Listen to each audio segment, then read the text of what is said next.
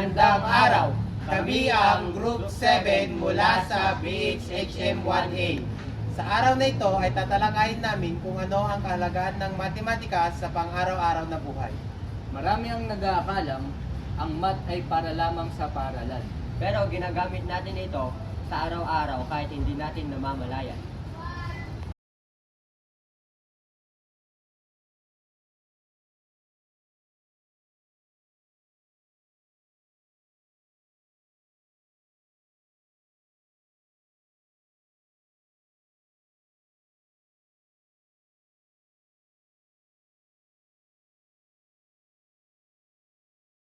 Namin kung paano nakakatulong ang matematika sa pamamahala ng oras, pera, trabaho at sa paggawa ng tamang desisyon.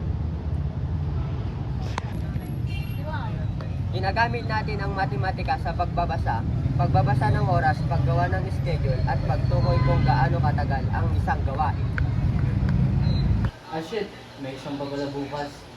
Kailangan ko mag-set ng alarm.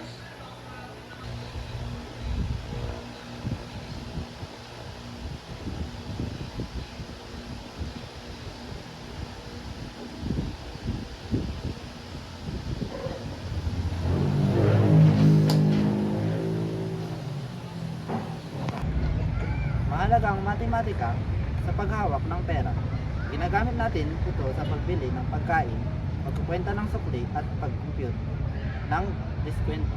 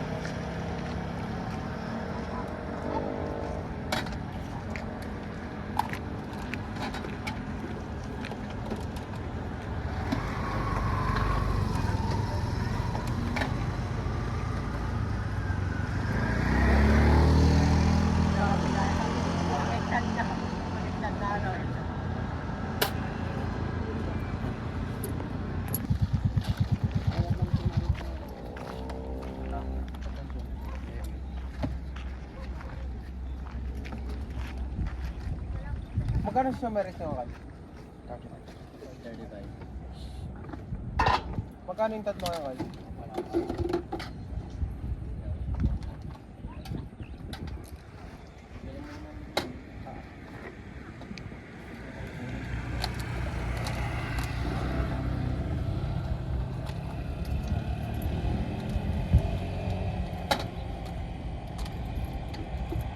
Ay, ba't kailangan ito?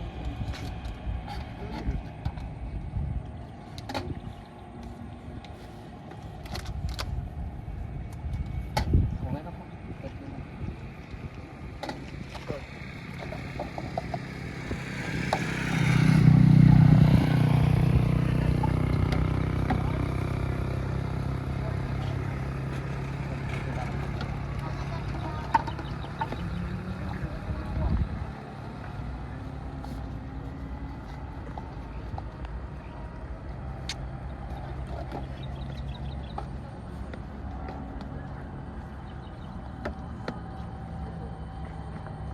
Okay. 105 lahat no?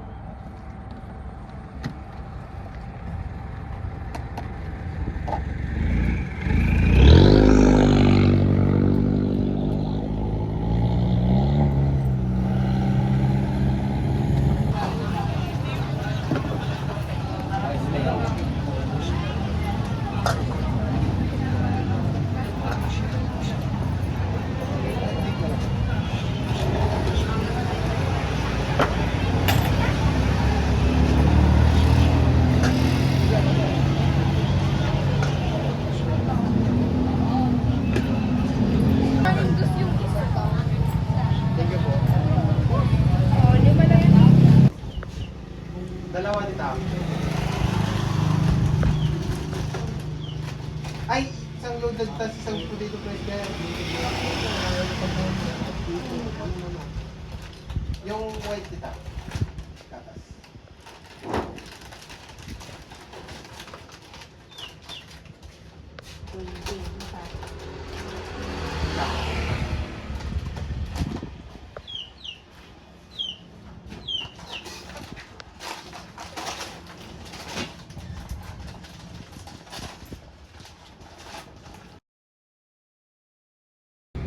Ang tamang pag-budget ay nakakatulong upang maiwasan ang labis na paggastos.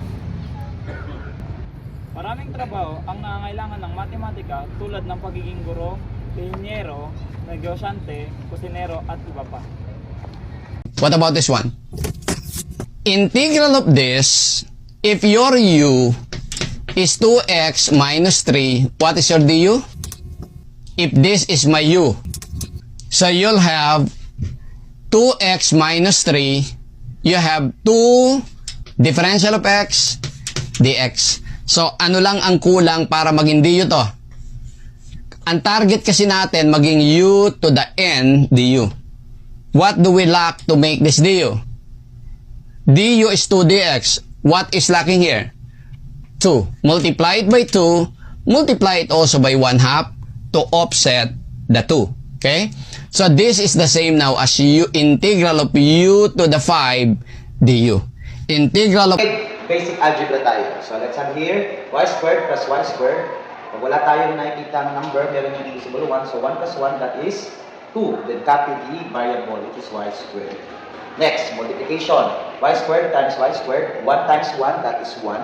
Then add the exponent. So 1y raised to 4. Pero ang y, 1, hindi natin pinapakita. Kaya tatanggalin na natin. Automatic pag wala, ibig sabihin meron yan. Next, 3b cubed plus 2b cubed. So add 3 plus 2, that is 5. And then copy the variable. Next, 6x raised to 5 minus x raised to 5. So 6 minus 1, that is 5. So copy the variable. Next, 5y squared times 2y cubed. So 5 times 2, that is 10. Then 2 plus 3, that is 5. Last is divide. 8 divided by 2, that is 4. And then b raised to 4 divided by b squared, minus mo lang yan. 4 minus 2, that is b squared. That's it. Kahit simpleng trabaho ay nangangailangan ng bilang at sukat. Sa pagluluto, ginagamit ang matematika sa pagsukat ng sangkap at oras ng pagluluto.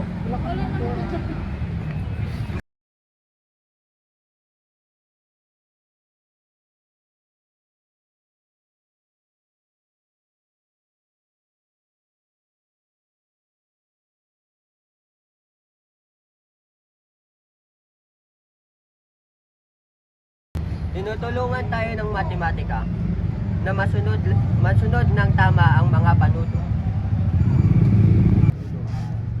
Hinahasa ng matematika ang ating kakayaang mag-isip ng logical at magpasya ng tama. Magkano na lang kaya pera ko? 20, 30, 40, 50, 60, 70, 80. Saan kaya abot to? Tingin nga ako sa TikTok.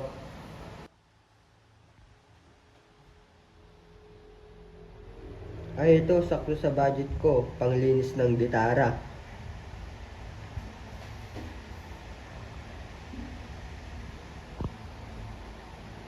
Gusto nun. Mas nagiging praktikal at matalino tayo sa paggawa ng desisyon.